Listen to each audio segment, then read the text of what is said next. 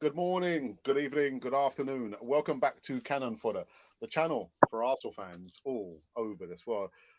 You know what? One of these intros, I would love my brother to do an intro. I would love my brother to do an intro. I've been like, I checked the stats the other day of how many videos there are on the Cannon Fodder playlist, and like there were like 820 odd there, and that's just only Cannon Fodder. All the other segments, but I'd like maybe one time just for my brother to do like an intro sometime in the future. But anyway, I'm just teasing him again. I love to tease my brother. I love to tease my brother. He's not impressed. We could just cut this right now. Where have you been for the last 4 minutes, Mr. Lee? For minutes, I've been conducting my business, my other business. Conducting other business. Yeah, Okay. yeah. Do you want to talk about it? I definitely will talk about it, but we're appealing to the masses as well. So 5 past 11 is 5 past 11, young man. Yeah, it is. It is. But business is business. But anyway, nitty gritty. Yeah, guys. So welcome back. We've got some more live news segments to be had, and a little bit sad news. I know my brother was quite upset to hear one of the Leeds United strikers, one I think his all-time favorite players, had passed away. Anyway, guys, we shall see you on the other side of this music intro.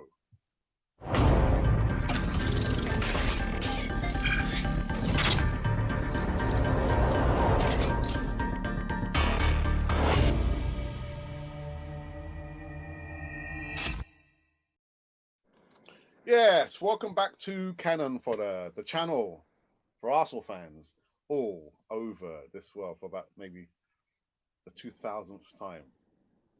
Before we get into this one, make sure you subscribe, hit the bell notification button so you can receive all the latest news right here.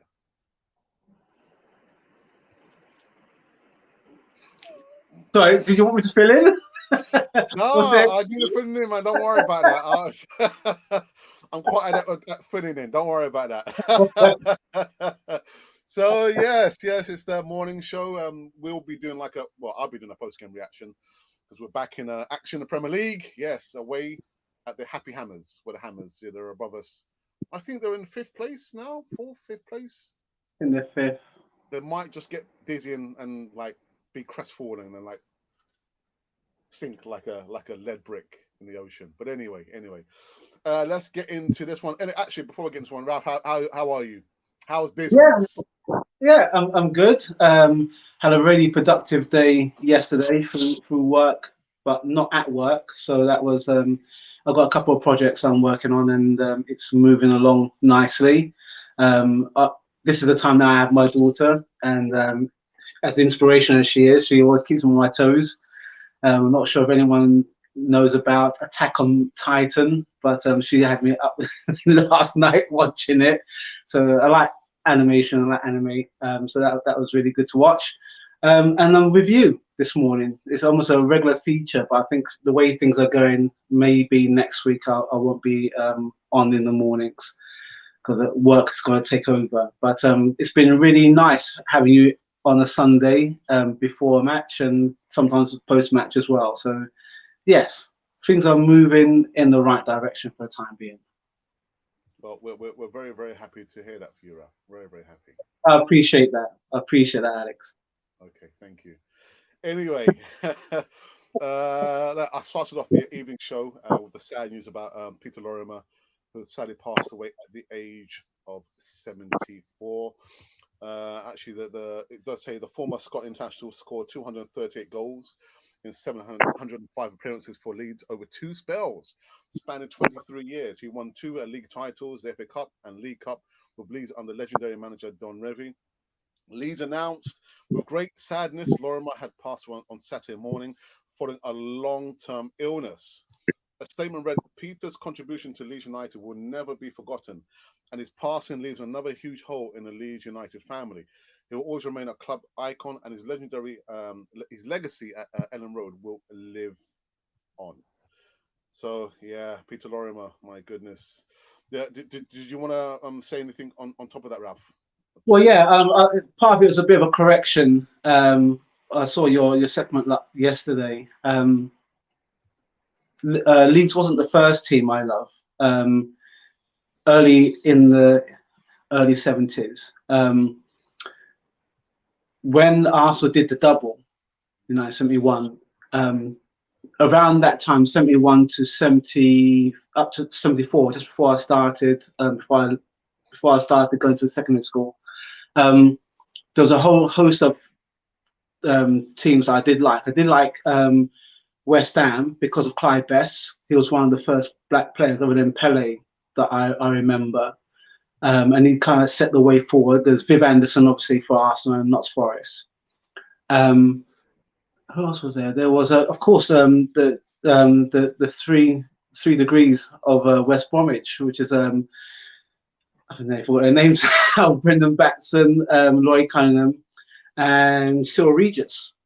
And for me, to see black men in football at that time was brilliant. I love Arsenal. I always have a soft spot for Arsenal. But when I went to secondary school, Highbury Grove, there's this Asian guy called Kenny Pereira. I never forget him. And for an Asian guy to support Leeds United, and he told me the reason why he loved Leeds United. His family lived in Yorkshire before they moved down to London, and he was bullied a lot. Him and a guy called Bino as well. And I thought, you know what, I don't like that. So in respect to Kenny, I supported Leeds United, and at the time, if you remember, when we used to play outside in the council estate, we used the council estate entrance where people were going and obviously exit from the building. We used to use as goalposts, and Alex sometimes would be in goal, or there's a guy called Rodney Marsh who had a really sweet left foot, and he's a good tennis player, Wayzington at the time, and a few of the guys around in the council estate. We play football, and one of the images I remember watching Leeds United was Peter Lorimer. The way that he struck the ball, it stayed struck. If it was a free kick and he hit someone, that person would go down. But more often than not, it was just the way that he elevated himself when he struck the ball, and I love that. I love the way he was a very hard, tough player. And he was one of my heroes. Him and Georgie Betts, I'll say as well, because Georgie Betts used to have programs on BBC One about how he used to marshal the midfield and all the tactics. So those are my heroes, but Leeds United purely because of Kenny Pereira. So I've got a Leeds United kit. I had to save up for that. I told you before about being on the paper rounds with Alex. And I saved up for my second kit. My second kit was a Leeds United kit. It's all white, and I had the bag as well. So Arsenal is my love. I love Arsenal, but I've got a soft spot for Leeds United because at the 70s, during the 70s, they were the team to beat. They were very tough, and they're still tough now in the weird kind of sense. But those heroes, Alan Clark, Terry Yorath, Tony Curry, I used to have pictures on posters on my wall with them and my Arsenal team as well. So they were. I've got a soft spot for Leeds United, but it's very sad to hear about Peter Lorimer, and we do send our condolences to the Lorimer family. Absolutely. Okay, let's get into actually segments of this morning. Oops. You know what I'll quickly talk about really is this quarterfinal against Slavia Prague. I know I've spoken about it last night, and in regards to the news about the Rangers player Kamara, who a statement read through his lawyer. And my thoughts last night was quite pessimistic in regards to the footballing bodies, FIFA and UEFA, and nothing's going to happen.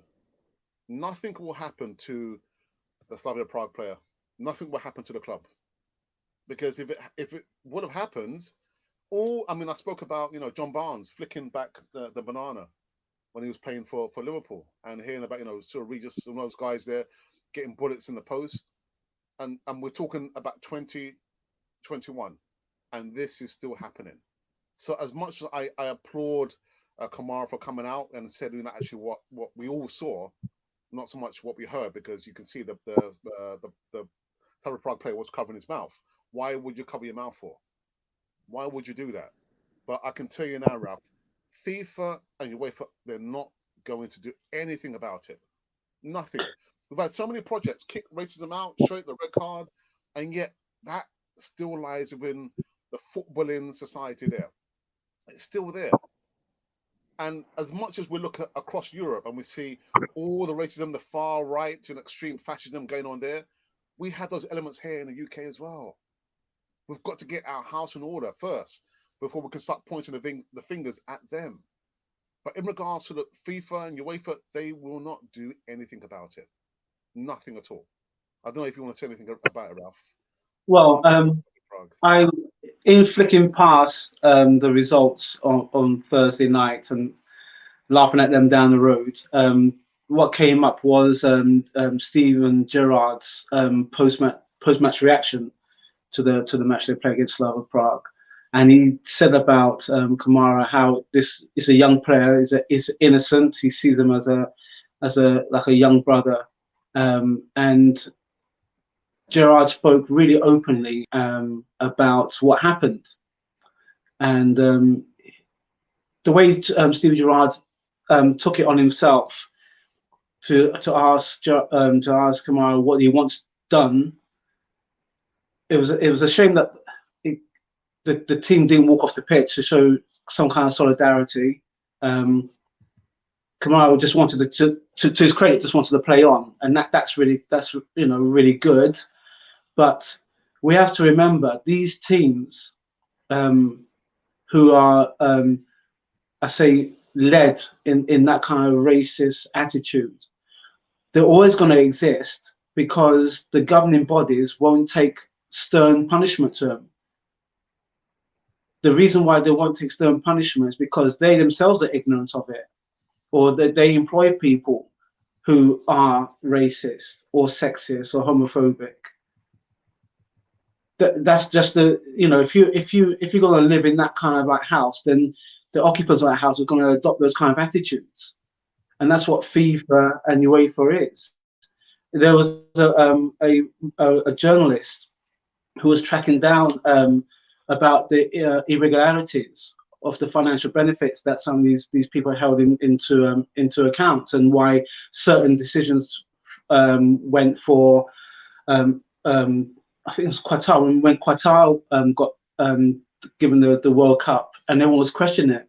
It seemed that it may have been going to England, because we put a really strong bid. We even had Prince William and David Beckham, and I think one other person who sat in, and it was almost a shoe-in.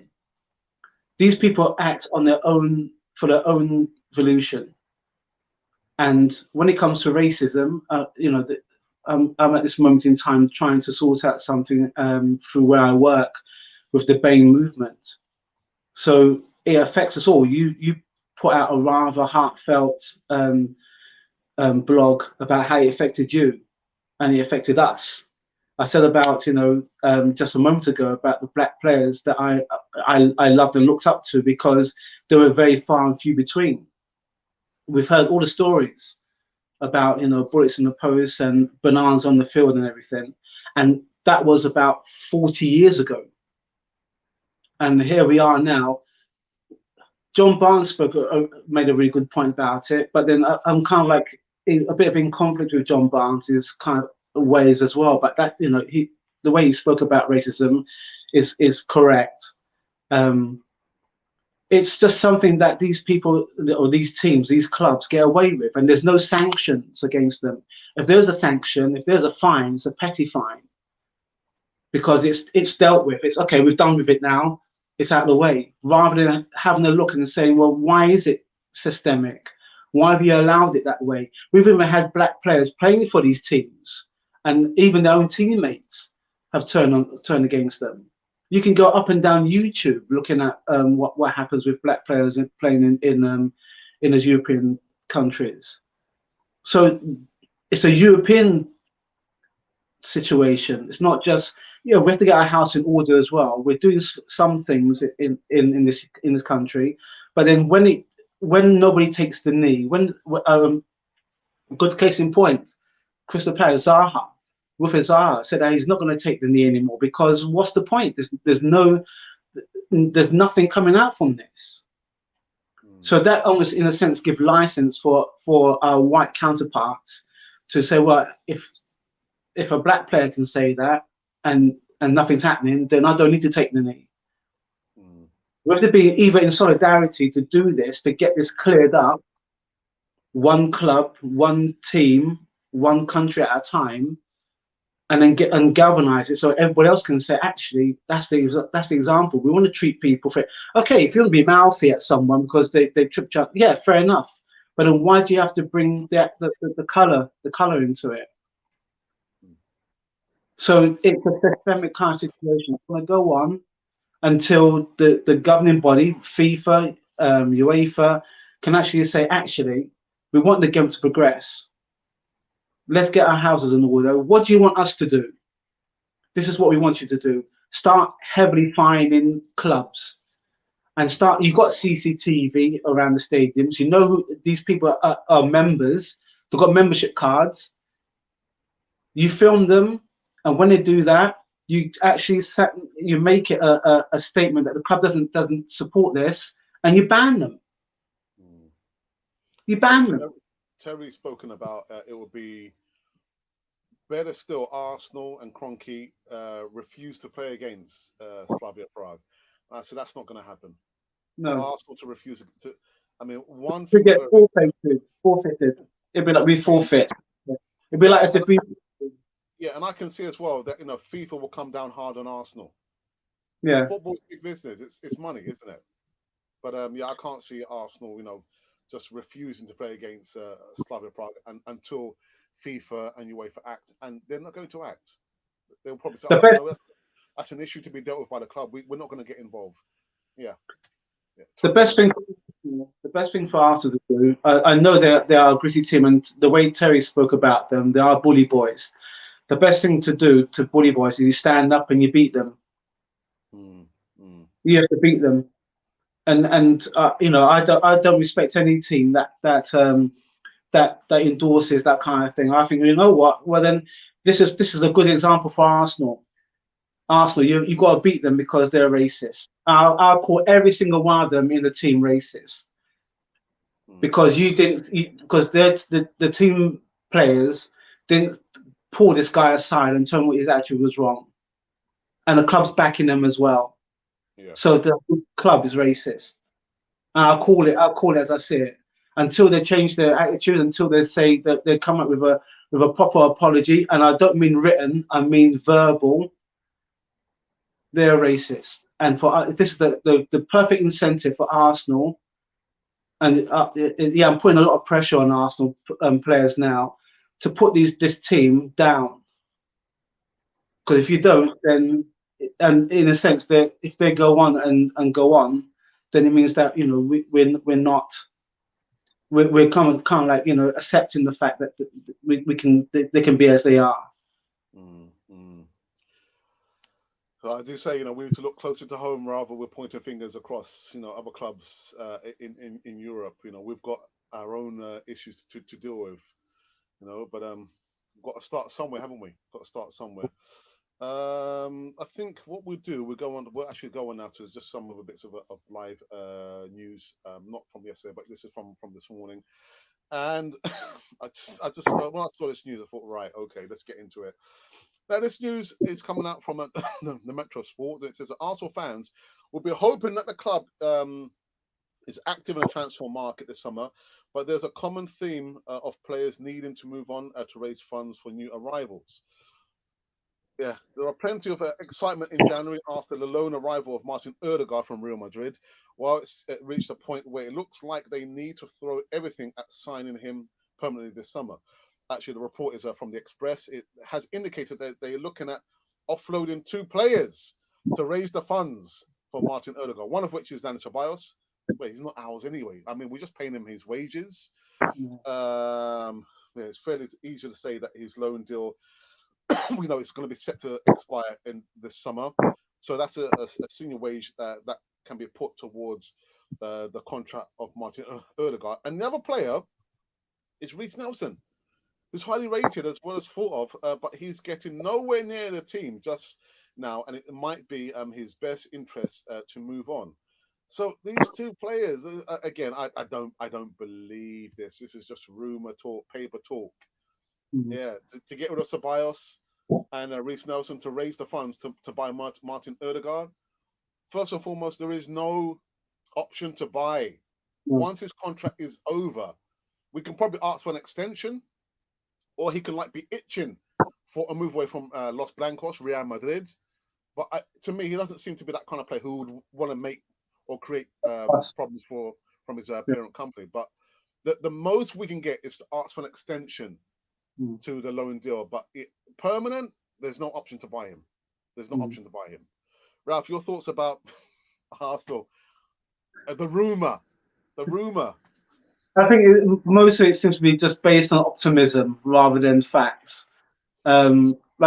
James Rowe put it eloquently, there's no option to buy. I tend to go by pretty much what James says because he's got the inside track. Um, yeah, I don't get it. He's a lovely player. Don't get me wrong. If we could have him, I think that, as you mentioned, the best option would be for an extension. I think if you're going to act in the best interest of the player, you have to look at what Real Madrid are thinking of at this moment in time, how he may fit back into their plans, or the way he's playing. They're probably thinking, well, actually, we could have him back. But if he's happy where he is, and the club doesn't mind him being happy where he is at this moment in time because they want to sort themselves out, then I think the most we can optimistically look at will be an extension. But to get rid of Ceballos, who's already on the books anyway as a loanee, and Reece Nelson, Yeah, I don't think it adds up. I yeah, don't think it adds yeah. up. Which So 100 is it's just rumor, it's just paper uh, talk. I don't I don't believe one iota of that news there. And the next bit is in regards to the player who I want to see play in the senior squad. I was talking to the guys last night about I had like a dream. I had a dream. I have a dream. I had a dream that Mikel Arteta had all of a sudden just kind of transition. He just put in Miguel Azeez, put him in at the expense of Granit Xhaka, and Granit Xhaka was not happy. But it was only a dream, Ralph. Only a You dream. woke up in a cold Woke sweat. up in a cold sweat. No. But Um, anyhow, yes, Arsenal fans were wooed by Miguel Aziz's stunning goal for the under-18s. Arsenal fans have been left gobsmacked actually yesterday, after young midfielder Miguel Azeez scored a stunning goal for the Gunners and under-18s against Blackburn. The midfielder, who had already been in and around the first 11 this season, picked the ball up outside the box before unleashing a stunning strike into the top corner to put the seal on the fine performance. I tell you, that must have been like, I don't know, to me, it looked like a 35, 40-yard shot. yeah, it was outside the box. If you can even hear someone say "shoot," and he just looked up. Right, as soon as he got the ball, he looked up and then he just put his head down, put his latest through it, top right hand corner, and I was thinking, that's what you need. You need someone just who can just when they get the chance to shoot, just take a shot. Yeah, But yeah. so far, all season, he's been playing really well. So it's one of those, isn't it? It's like, why not get him in? Why not get him in? Why not just put? This is what we've got to start doing now. Like we said previously, you know, Mikel Arteta's got to know his 11. He's got the maybes. There's got to be a few maybes, and the one's got to ship out's got to ship out because it leads then for us to go into the resources of the younger talent that we've got and start putting them in. Start putting them in. And if you're gonna see bits on Twitter about what your player is doing, or a potential really good prospect, then what's the harm? He's already under your wing. What's the Exactly. harm? Just put him in. Won't cost us anything. I know people are saying, "Oh, give Miguel Aziz a 5 year, 5 years." Come on, don't be silly. Don't be Yeah, silly. Yeah, we don't be like throwing away. We're not so much throwing away the money, but he's still got to prove himself. He's still got to yeah. prove himself. But yeah, I myself, I was thinking, damn, it was a dream. It was only a dream. If only, man. If only. I just wake up going, no, no, no. Take me back. Take me back. All right, and the last bit of news. Actually, I was trying to find my thumbnail artwork for the Brazilian ex-Liverpool player Coutinho. So I'll just put up Mikel Arteta's picture instead. And this news says that Arsenal received Philippe Coutinho's transfer boost after fears over a £20 million clause emerge. The Gunners were in hot pursuit of the Brazilian midfielder in the summer. And boy, did I do so many videos on Coutinho. God, my goodness. But Ronald Koeman's appointment as Barcelona put the brakes on a potential deal. Well, Arsenal's hopes of finally signing Coutinho have received a boost. The Gunners were in hot pursuit, like I said, but it seems like there could be like a breakdown between Ronald Koeman and the Brazilian. My goodness. But anyway, we know that Arsenal actually signed the Willian person instead of bringing on Martin Odegaard on loan as well. But for me, again, this is just paper talk. We won't get Philippe Coutinho. We're not going to get him. This is just paper talk. Again, if it was going to happen, it would have happened a few seasons ago. It's not going to happen now. Philippe Coutinho, I love him as a player. Even when Liverpool sold him for like 120 odd million pounds, I'm thinking, what are you doing? But then they won the league and everything else under the sun without him. But we're not going to sign him. We're not going to sign him. Any thoughts, Ralph? Philippe Coutinho? Yeah, it just I'm over it, to be honest. Yeah. I'm over it. You know, at the time, I was thinking potentially, yeah, it would be nice. I can see how you fit, but now, because we didn't get him, and then we got Willian, and then, you know, we got a whole host of other midfielders, and then there's trying to shuffle them, trying to make the system work, and then Odegaard comes in and does what he does. I'm over Coutinho. I'm not really that bothered, to be honest. Sorry if I want to give more air to it, but I don't, because it's a non-event for me. Yeah. We've got more important things to sort out rather than have to have this rehash of Coutinho. You know, let's wait till the summer. Let's see what happens. You know, where we are game by game until then. And of course, no doubt by the summer, then that may start gathering more pace if he starts talking about, you know, where he wants to go and everything. If you know, it's got to be two parts to make this story, isn't it? If Koeman doesn't say anything, then it's like, well, he's quiet. Is he quiet because blah blah blah?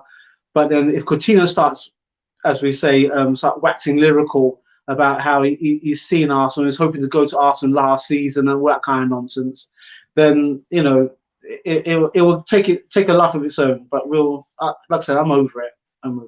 Yeah. So am I. You know, I'm fatigued as well. Too many videos on the Coutinho last summer, and I was thinking, doing a record. Anyway, let's go into a live chat and see who has joined us for this morning show. Ashley says, "Hey up, guys. Welcome to Alba Canon for TV." Ha ha ha ha ha ha ha. Yeah, all the stuff about Alex is doing an Alba. I had serious business to deal with. Joker. Morning, Alex and Razza. Who's Razza? That's you, Ralph. Razza.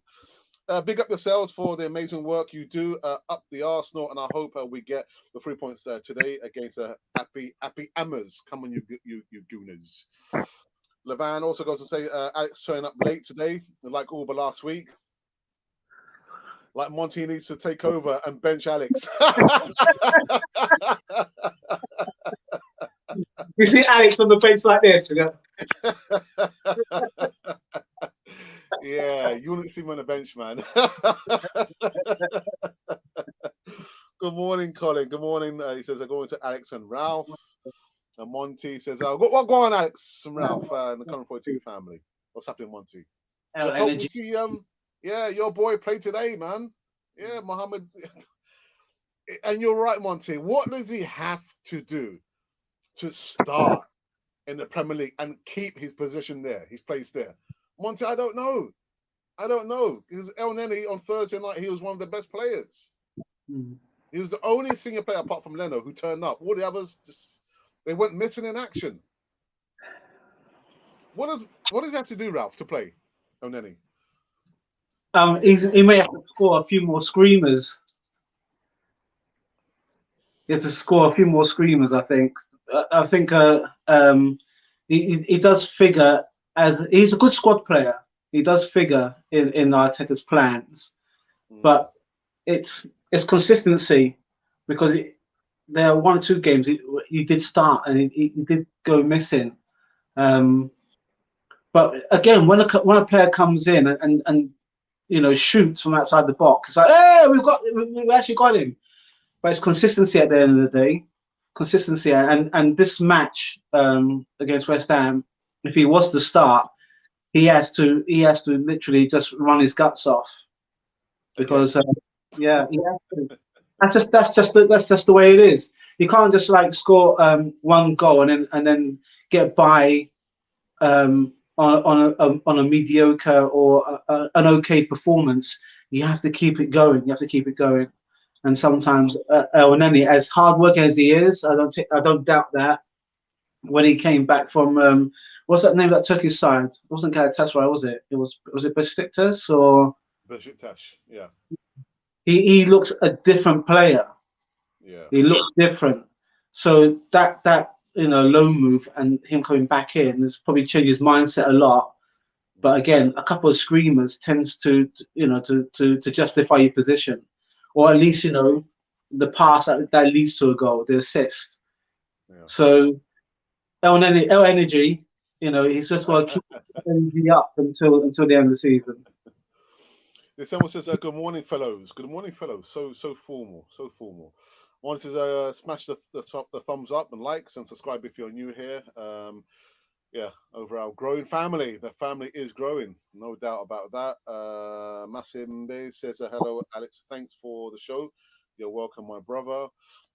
Till the last kick says Coutinho to go to Arsenal. Yeah, that's not happening. That's not going to happen. Just No. paper talk, man. Paper talk. No, Robinson says Attack on Titans is big. No. my daughter, I remember seeing it during lockdown for the first 3 episodes, and I just left it aside because I had other things to do. And then the last couple of days, my daughter said, "Dad, you gotta watch it. It's really good." I said, and she's down with me, and we've literally just gone through from season 1.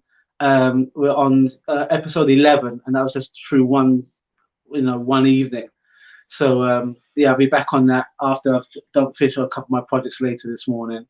And no doubt it'd be Attack on Titan whenever she comes down. So yeah, it is big. It is big fan anime.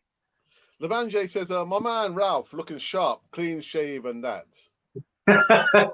Yeah, I had to trim this down and get rid of this. Alex has got you know less of this just for a bit. Okay. Yeah, well, yeah. Let me say something else for a second there. Alex, it's early in the morning for Where's that. that going? Huh? Yeah, I had to trim down the old growth. Ralph, are you 60 years old? I think you just gave your age away, mate, by saying you were in secondary school in the 70s. But so was I. I was in secondary school in the 70s. But No, close to that age. I'm close to it, but no, I'm not 60. Sorry. I'm not going to tell you exactly, but I was in secondary school, Hybrid Grove School. For those who are in my age group, they just changed the headmaster. It used to be Rose Boyson, who was the headmaster. I'm trying to think was it Norton or Norwood? Norcross. Lawrence Nor Norcross. That's right. Yeah. And my tutor was Mr. Mayer, French teacher, and his second in command, as it were, was Cliff Jones. Cliff Jones, who used to play for them down the road. So he had a torrid time with us because I had to look him up when he said he played for them, and I went to the library and looked him up. And his football history is good. He played for Wales as well as playing for them. I believe he was a winger as well, wasn't he? That's He was right. a Yeah. yeah. Yeah. Yeah. And there was one thing that always that stuck with me. I came into the last day of school about 5 minutes late, and I just missed one of his famous. He said always was always about quotes. Actually, Mr. Saunders was one that this quote was in a film, "Manners maketh man." When I heard that, I was thinking, "Oh my God." Yeah. Mr. Saunders used to say that to us every day during assembly, morning assembly. Manners maketh man. Cliff Jones had a list of requirements that he felt that would take us further forward as young men. And one of them was, you never hit a woman. You always turn up 5 minutes early before any interview or any job, because you don't want people to get the wrong impression. You don't argue with mad people because you never know it. And there was no other, but what I missed the trick. Apparently, he had a 50p piece. He flicked it up. He managed to trap it on his instep, and he flicked it up, and he pulled his jacket in top pocket, and it landed in his top pocket. And I just came at the end of that, and I was, oh, Rav, you missed an amazing thing. Was late. Sorry? Because you was late. Because I was late. It was my last day. I was late. The last day of school, I was late. 5 minutes. 2 minutes earlier, I would caught the trick. But when he was there, he was in his 50s, wasn't he? Yeah. He was still very active. Very fit. Very fit guy, man. Oh my! Used to put us to shame, man. There was one time when we went to Wadham Lodge, and he had a mate of his who used to play for QPR, and there's a guy called Darren Luckins, mouthy guy. I'm sorry if he's around now, but he was a very good left footer, Darren Luckins, and Mr. Jones played on their side for one half, and then he played on our side the second half, and he did this goal. You know that guy who scored that goal against us last week? Rabona. Yeah. Lamella. Yeah. Well, Cliff Jones did the same thing, but he did it outside the 12-yard box, and it clipped the crossbar and went in, and we all just stood there. There's just nothing we could do about it. But he was very classy. He used to have the perm as well during the late 70s, early 80s. He almost looked a bit like Kevin Keegan in his hair, nothing else. But yeah, Cliff Jones. I remember watching a match Arsenal play against them, and they had his teammates. I think it might have been at the Emirates, and we beat them. we beat them there. That was quite funny last week. It's even now, Mr. Jones is still looking the same. I'm talking about maybe about 10, 12 years ago. So wherever you are, Mr. Jones, you know what I mean? I appreciate your skills and your words of wisdom, but it could have been easy for you because you was in the school in Highbury and also you're a Spurs player, so you must have got. But yeah, very, very, very appreciative. But no, I'm not that age, and as I always tend to say, I don't like being late for anything. But if it's something worthwhile, you put all your heart and soul into it, and for his credit, Mr. Jones, he gave us those kind of things. Yeah. Gary DWT says, good afternoon, Alex and Raz. Come on, you Gunners. Mark Webber says, more sound, please. Yeah, so I just kind of upped my microphone, so hopefully you can hear us a lot clearer and louder. I wouldn't be surprised if this racist Slavia Prague player abuses one of our black players or ethnic minority players when we play them, and FIFA and UEFA still won't do anything about it. No, they won't. They won't do anything about it because, well, you can see if they wanted to do something about it, they could. But UEFA and FIFA, just going back, they were under investigations for financial irregularities that's still pertaining today, and they probably feel that they rather keep their heads down and try and do something to make them look as if they're innovative and inclusive and everything else, which is a whole lot of BS in my view. There was this one guy, if I can find the link and everything, I'll forward it to you. He was very dogged in the way that he tracked. I'm trying to remember the name of the guy who was Michel Platini. He was chasing after, and the head guy of UEFA and FIFA. His name escapes me, but everybody was saying to this investigator, this journalist, "You're on the wrong track." His research was about maybe 15 or 20 years into the reasons why FIFA and UEFA were this way, and everybody was dissuading him, telling him he's not right. You're trying to put these people in the wrong place and wrong name and everything. And he's very dogged. And if it wasn't for his investigation, FIFA would still be, doing what they're doing, getting away with what they're getting away with. So it's just one of those things. But UEFA and FIFA, the whole thing about racism, they still don't want to, because they don't want to do anything about it purely because they're looking at the financial aspects and how it's going to hurt them, rather than the way it's affecting players. They don't have that kind of holistic look at it, as far as I'm aware. And I'll call it out. I don't, and like you said, Alex, the FA as well. The FA, they had kick racism out of football, show racism the red card. It's all good on paper and in some practices, but if you don't have a black, Chris Hughton was Chris Hughton, and there was another black manager, whose name escapes me. There's only two black managers in the whole. If you look at the whole history of Premiership, let alone football, there are only two black managers. How many black business owners are there? How many black owners actually sit on the board of the Premiership?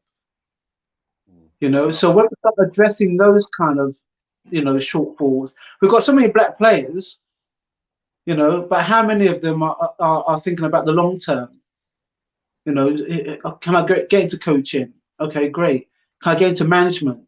When it comes to management, that is where that gap is, and it shouldn't be. You've done your dues. You played for a great team. You've earned a lot of money. How about passing it on down to the next generation? Dear. Mark Webber says that after this, they will do it again.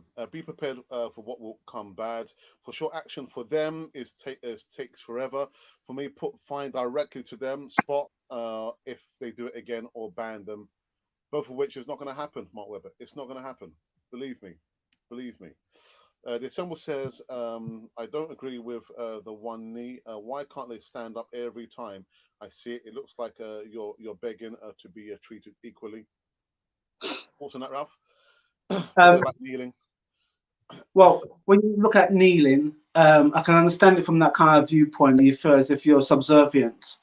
But going all the way back, about maybe 3-4 years ago, when Colin Kaepernick took the knee, the reason he took the knee was because it was on the advisement of a serviceman, and the serviceman said that how taking the knee is seen as a mark of respect to a fallen comrade.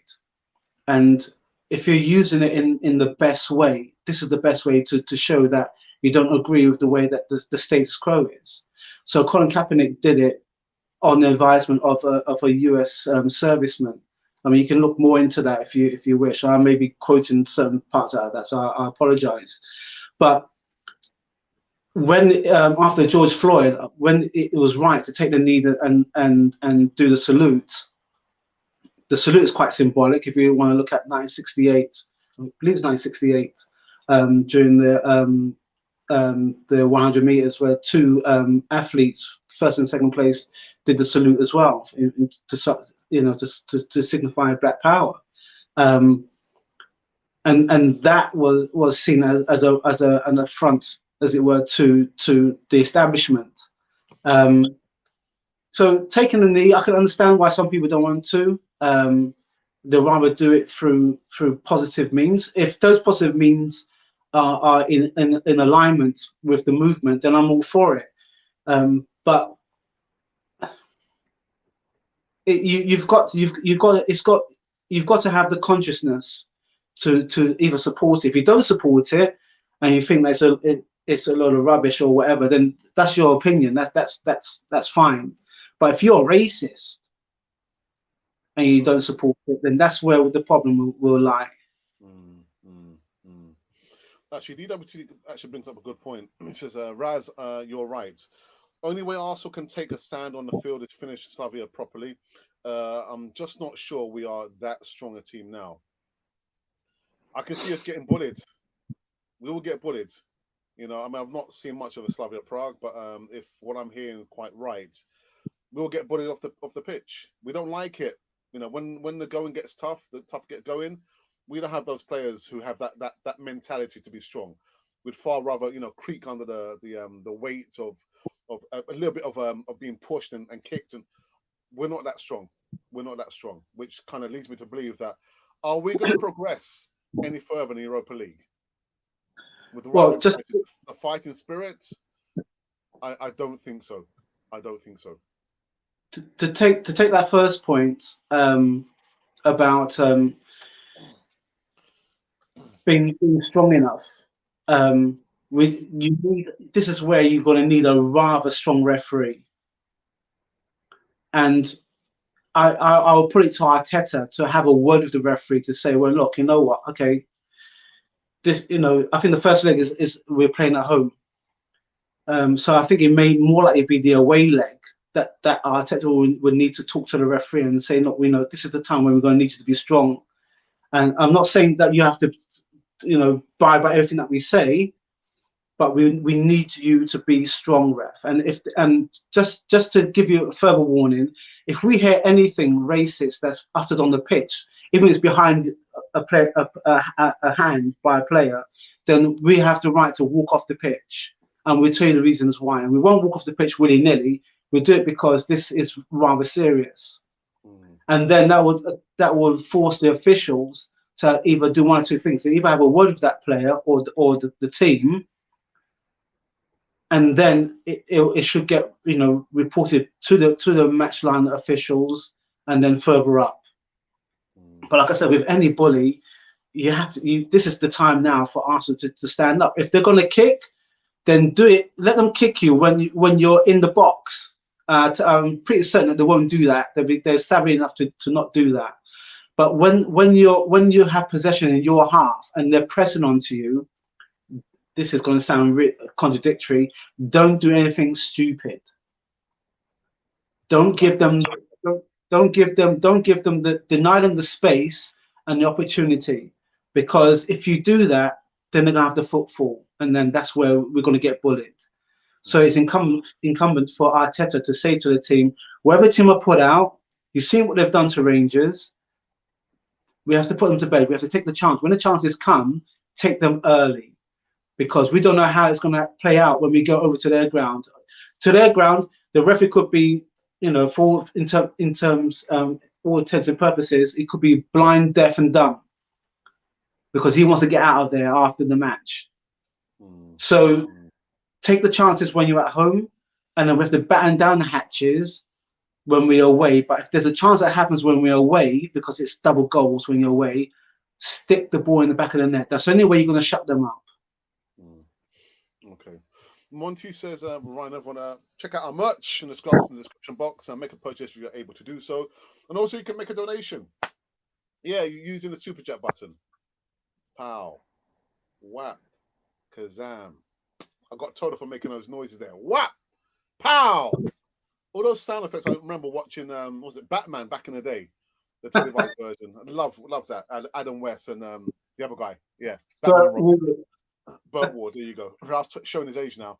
Anyway, yeah. Colin says, I truly wish I had the answer to stop racism. I don't think kneeling before the game will do it. The symbolicism is great, but the only hurt sports can inflict would lose money if they didn't play. Yeah. Hit them in the pockets. You've got to do something. Yeah. But, you know, FIFA and UEFA, they're just like a toothless tiger. They're not going to do anything. They won't do anything. They won't do anything. He goes on to say, why waste the big money on a 10? We have Emerson Rowe, and he did prove effective until Arteta put him out of position. Yeah, on the wings. Yeah. On the wings. Actually, I had this question asked me last night. The question was, who's the most technically gifted player between Emerson Rowe and Odegaard? And I said, for me, when I see Emerson Rowe play, he's predominantly a right-footed player. But you see how many times when the ball comes to him, he receives it with his left foot, tracks it or stops it, that controls the ball. So for me, it has to be Emerson Rowe. Who do you think is the most technically player, Ralph, between those two players there? It's a bit unfair because we haven't really seen we've seen Erdogan, but yeah, your thoughts. Your thoughts. I love the fact that Emma Smith Rowe, he plays with that kind of like freedom. When he gets the ball, he knows what he's going to do with it straight away.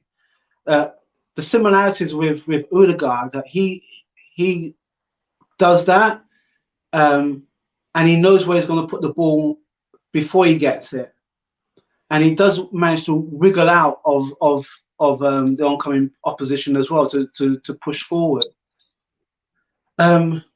Technical ability, that's I've seen more of Emma Smith Rowe than I have of Odegaard. Odegaard's only played about 4 or 5 games. Yeah. And I've seen more of Emma Smith Rowe. Emma Smith Rowe gives me more confidence, but it does tire easy. And I think it's because of the sheer, weight of playing in that kind of like Premiership. I'll go along with you, only because Emma Smith Rowe has played more games than Odegaard. But if the two of them, I like to see how the two of them, again, depending on what happens for next season. Yeah. If Odegaard has an extension. But you also said, if I remember, that you can't play Emma Smith Rowe and Odegaard in the same team. So they seem to have like compensated for that. For me, that was the original idea was that Erdogan was supposed to be, backup to Emerson Rowe. So once he's like fatigued or he's tired or he gets injured, then we see Erdogan. And if you're playing Erdogan and Emerson Rowe, he's playing out on the wings. He's predominantly a number 10. He's not a winger. He's not a winger. He's done very, very well to be playing out of position and even out those performances there, but he's not a winger. And that's what happens when you've got those players who are quite similar as such. It's got to be either one or the other, not both of them at the same time. Sorry, do you want to say something? What I was going to add was the fact that maybe Arteta's playing them because maybe he might be already resigning the fact that Odegaard may be going. So he's trying to get Emma Smith Rowe to play along that. I don't think so. No. But then why not play him in his accustomed role, which is in the number 10, which has been occupied by Odegaard? That's the problem. Sorry, then to go back into the live chat, Ralph. The Van J says, I remember when El Neni and Partey bossed the game at Old Trafford when they were in the midfield together. I think El Neni does deserve more Premier League games. And I tend to agree with all the combinations there. I do see that pairing there working better than Granit Xhaka, Mohamed El Neni and Thomas Partey. But do you think possibly when Coutinho retires that Arsenal will still be linked to him? Yeah. Yes.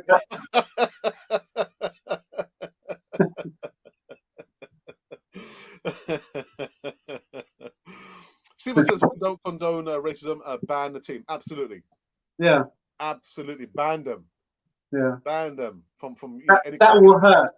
That will hurt them, and that will hurt the club as well, because the club has to start looking at themselves and thinking, we can't be going in with or just allowing that kind of like behavior. So yeah, you have to, banning them will hurt them financially because obviously they're in the Europa League, and then further sanctions against the player if you put further sanctions against a player, then the player will do one or two things. He has to moderate his behaviour, or he will just go to another club and hope they can get away with it. Sometimes some people, like you said about some kids can be taught behaviour, and whether it's positive or negative, they'll carry it until they come to a point where they come to a crossroads. And if they do something wrong and they don't know any better, they'll continue doing wrong. But if they do right, they continue to do right. Sometimes life will shape the person to become a lot better or a lot worse than they are. And Depending their environment, Ralph. yeah, it is dependent on the environment. It is dependent on the environment. Yeah, I'd say dependent on the environment and dependent on the people that they're with as well, because the environment does play a role, but people play a role as well. You know, so if this player decides to moderate his behaviour and understand, you know, that he can't be saying these kind of things, you can only hope that it will change. But more often than not, people of that certain age range don't change because they feel that what they're doing within their own group is the right thing to do. And we've seen it all across the board. So, but yeah, ban them or ban the club have huge financial implications, and maybe they might start changing their mentality. Just had a message in regards to my sound again, so let me just quickly double check the audio. Just bear me a second.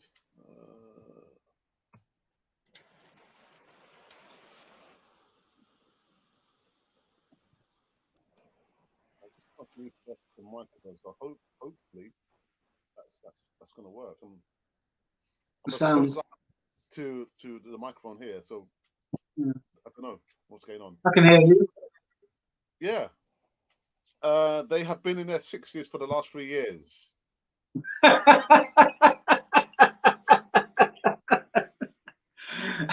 you go, Ralph. Actually, do. Before and Ralph is 58. Am I right? I'm not saying anything. No.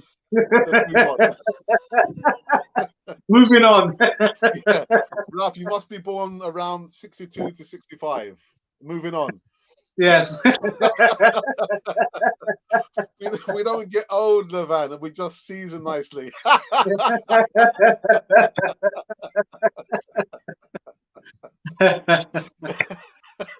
Takes me into my segue nicely. Good break.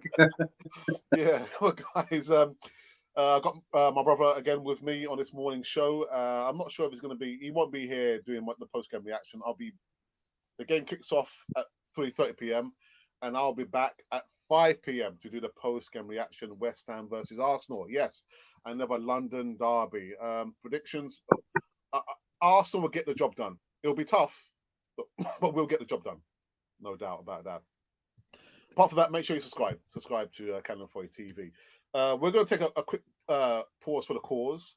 You guys, you know what's coming up. I'm going to be promoting the online digital services. We'll be offering, the services like thumbnail artworks, voiceovers, and video editing, apart from consultation. So if you want us to review your channel, if you want me to review your channel, we can do that for you. I'm not sure what you're doing there, Ralph. But anyway.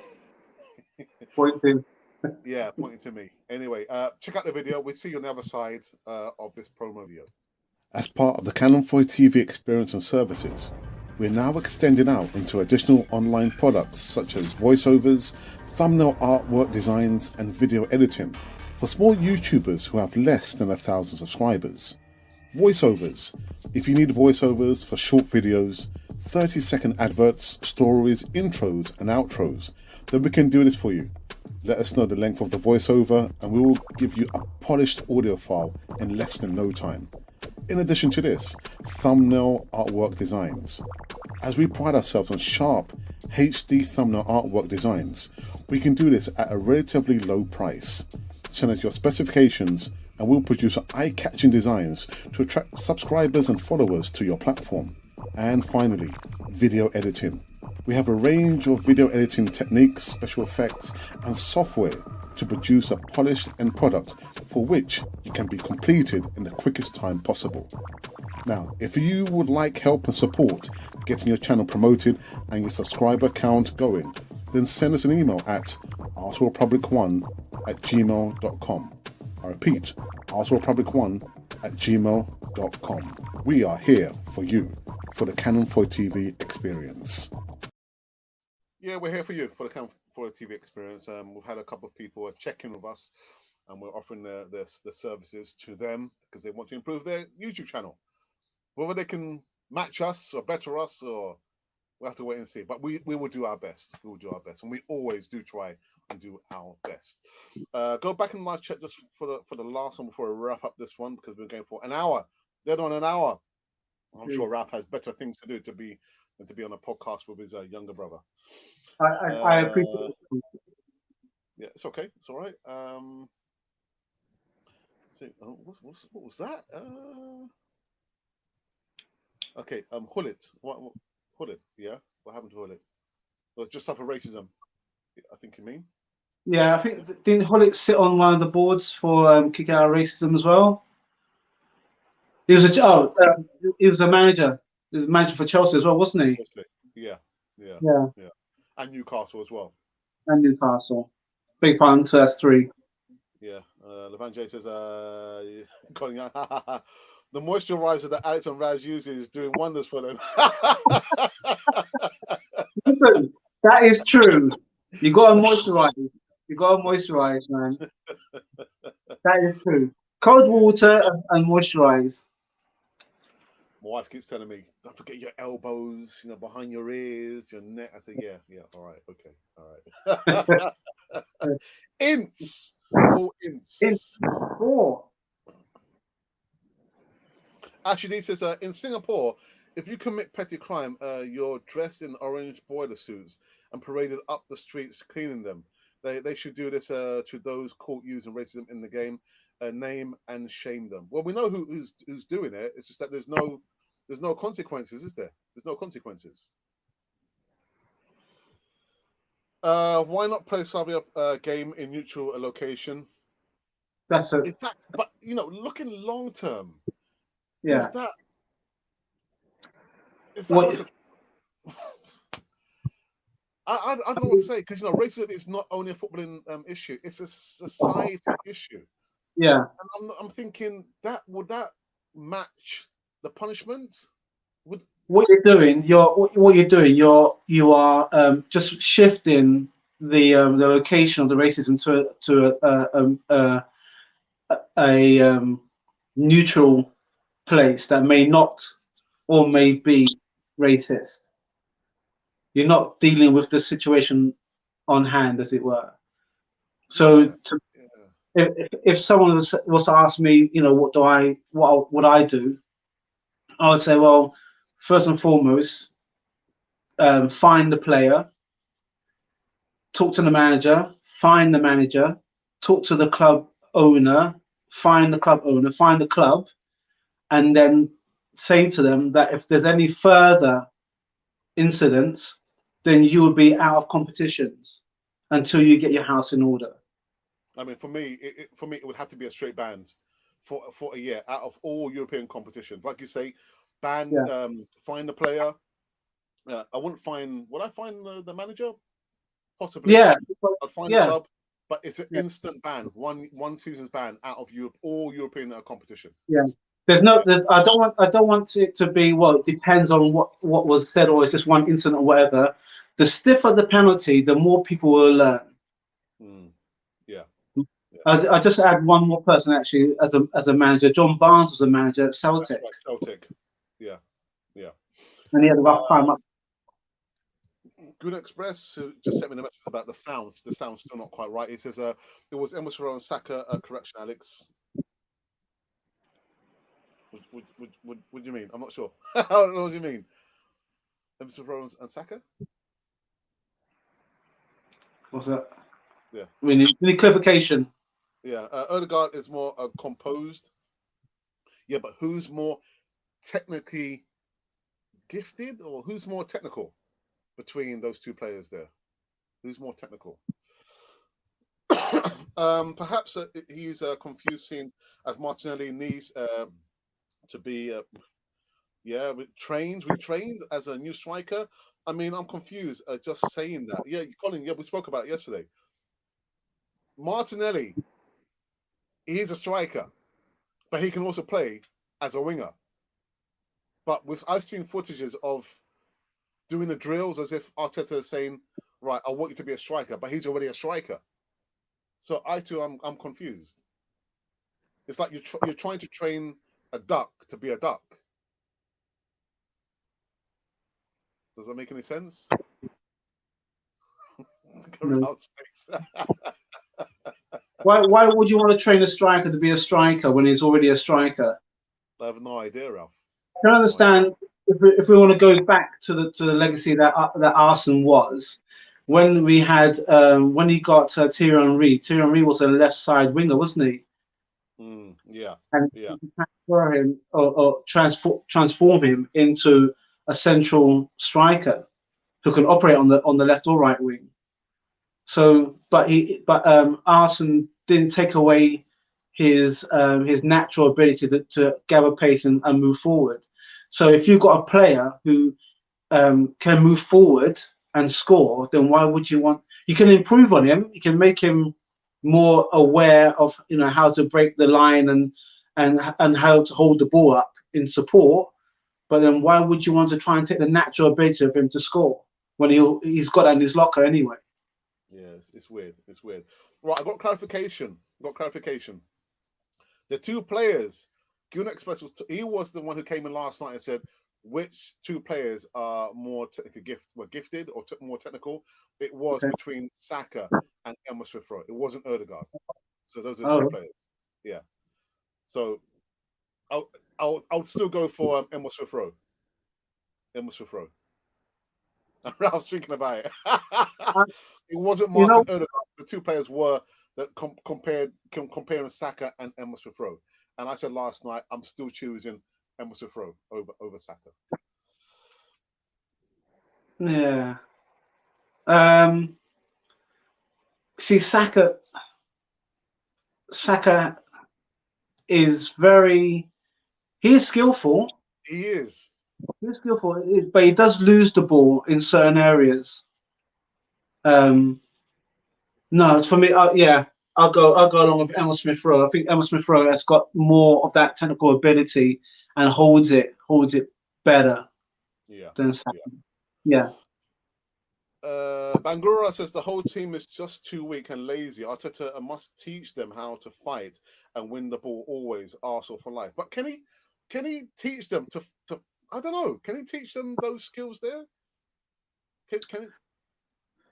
Well, you remember, Alex? We always seem to use this as our reference point. When in '89, when George Graham was teaching the defenders how to hold off a defender, you can teach them some technical nouns, but the inner strength that comes from you. You got to know how long you're going to hold the ball for a pass, and you also got to have that kind of like bit in your teeth to fight. If you don't have that kind of like mentality, then you could be a great player, but you're going to always be bullied off the ball. So you have to have that grit. I think it may be in one or two players. I don't think collectively as a team it's there. Yeah. Des McLeod says, "Morning, Alex and Raz. How do you stay so calm? You have a voice that could calm a jazz devil down, mate. Is that me or Ralph?" I think it's probably you. No, I think he's talking about you.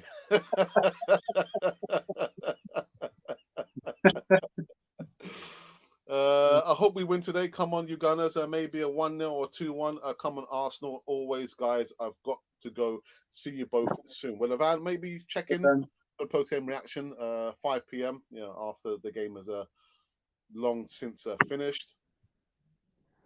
To the point of Levanje, Partey and Elneny played well together, but the balance they lack is both are right-footed. Yeah. Which could give Xhaka the upper hand to start, but I prefer Elneny, and so do I. Yeah. Yeah, forget about whether they're the left or the right footed. I just tend to like that pair in there, Ralph. To me, they have a Yeah, better understanding about their defensive duties as well as progression of the ball forward and supporting the attack.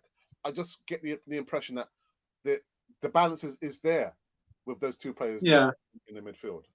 But then there's got to be consistency, isn't it, in games as well to establish that bond. Yeah. Des says if it ended up Arsenal or Man United Euro final, why not play at Wembley? Because Poland are having a bad COVID problems. Yes, they are. Yeah, technical abilities. Thank you for that.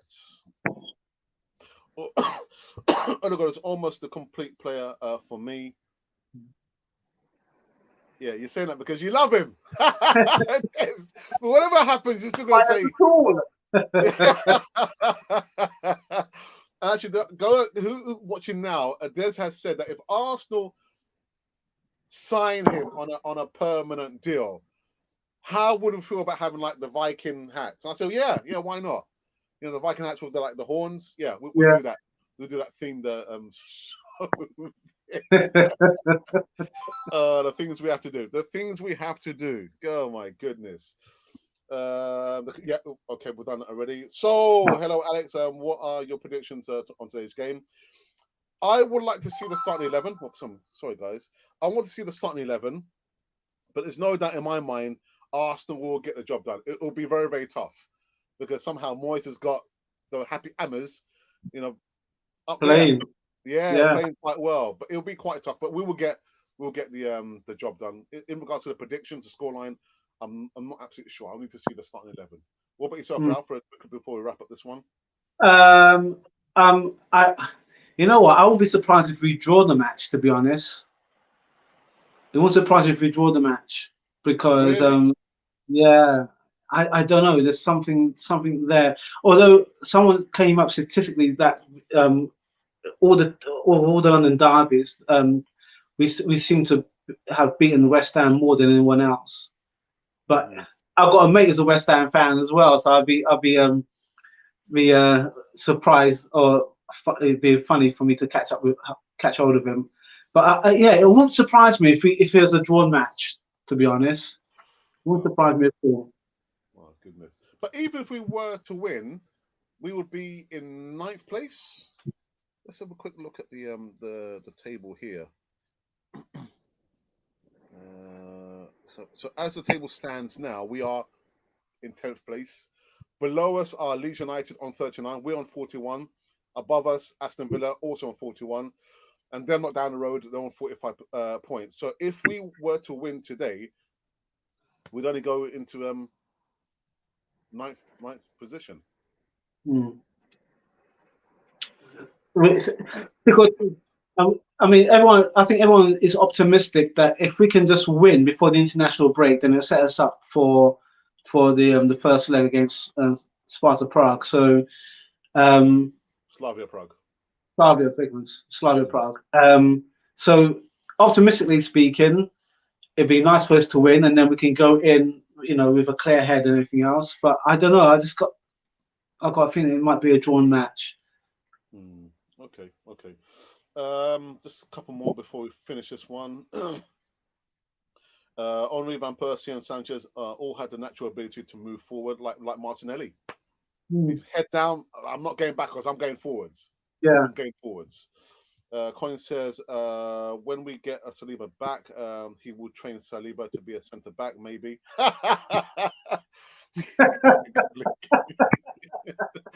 Funny after he plays him out of position until he tries. I don't know. Angelo says, how likely is it for us to win the Europa League from 1 to 10 in your opinion, Ralph? We're not winning. Uh, We're not going to win. how likely it is?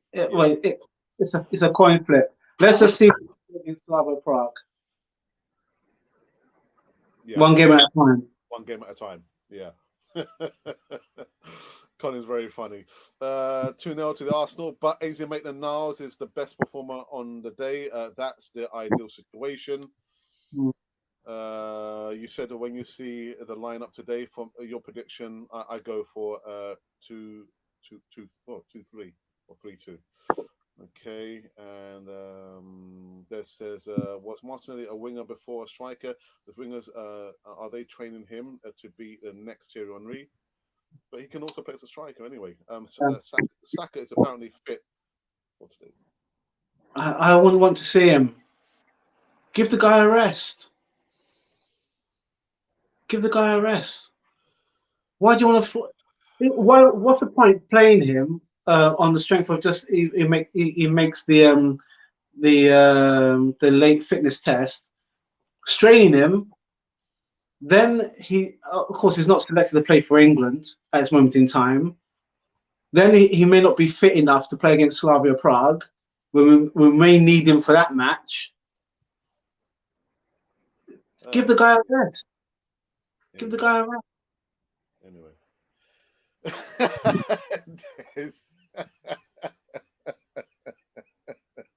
Count to 10, Alex. What, 10 or 10,000? 10,000. Anyway, before we wrap up this one, Ralph's going to talk about the 90-second video before we are finished here. So go for it, Ralph. Go for it. Yeah. So as I mentioned, every time when we have this segment, the financial world has changed a lot. A lot of people have either been furloughed or lost their jobs or their businesses. Alex and I jumped in onto this business purely because we're looking out for our financial future and my financial future for my family, my kids. Is very important. It's important as health and everything else. So have a look at this 90-second video. Tell us what you think. Give us the points, and then we can push you forward. The reason why Alex would ram it down your throat, and the reason why I'll talk to you to your face, is because it's very important. We know what it is or how it feels to be when you're on an agency and working for an agency, and money is not coming in. You need this as a security blanket, as a safety net, because you know what it's like. We don't know what is happening with the world. Once we walk out the front door, things can turn rather quickly. So have a look at this opportunity. Come back to us, and we can show you the way forward to make sure your financial future, as certain as it is, that the financial future will be a lot better with having a safety blanket for your financial future and your financial present for your family. Do it now. Forget about this. Yeah, Desperate Housewives on Love Island video. 90 seconds is not. It's not going to do any harm, right? This video is for you, like it is for us. Sort out your short term, your medium term, and long term future. Security, nothing's guaranteed, but you can get yourself in the right position today to give yourself a better opportunity for tomorrow, the future. So have a look at this 90-second video. 90 seconds. 90 seconds. Anyway. Just so much to say. What's going on? There was it. Collins, this is a great show, well moderated. And you fellas fired me up with not a lot of time to wait now. I was just saying to them yesterday, Ralph, with when we were in Quorum doing the multi-level marketing. What was the guy's name? Jeff Olson, talking about a person being fired up. He can't wait. Jim Rohn, who used to be a motivational speaker, I've been kind of catching up on his videos now of late. I wasn't aware, Ralph, that he had passed away. Yeah, passed away years ago. What the how can I say it? The stars have been aligning, Ralph. He passed away on the same day as Dad, the 5th of December 2009. But Jim was born on the same month, the same year as Dad. Imagine that, Ralph. Jim Rowan. So there's a message from Jim Rowan and Dad looking down at us. Anyway, guys. We're done and dusted on this one there. Thank you, Ralph, for joining me on this morning show. Again, I'll be back at 5 p.m. UK time to give you my post-game reaction thoughts. I don't want to see Saka play. I don't want to see him play. He might be fit. He's fit, but doesn't mean necessarily that he's going to be chosen. But with Mikel Arteta, you just don't know what you're going to get. Arsenal and Mikel Arteta are like a box of chocolates. You don't know what you're going to get. Anyway, guys, we are finished. Anything you want to say, Ralph, before we finish this one up? Just as always, thanks very much for having me. It's nice having the Sunday morning catch up with you. I'll be back to work, I think, next weekend, and it's great having those who subscribe and press the notification button. You get all the latest and greatest news from Alex, and it's been really really positive. Although there's a few negative situations happen, let's try and find the positives and push forward. As always, let's push forward. So there you go. So if you've been wondering who or what you've been listening to, you've been listening to Cannon Fodder, the channel for Arsenal fans all over this world. And take care.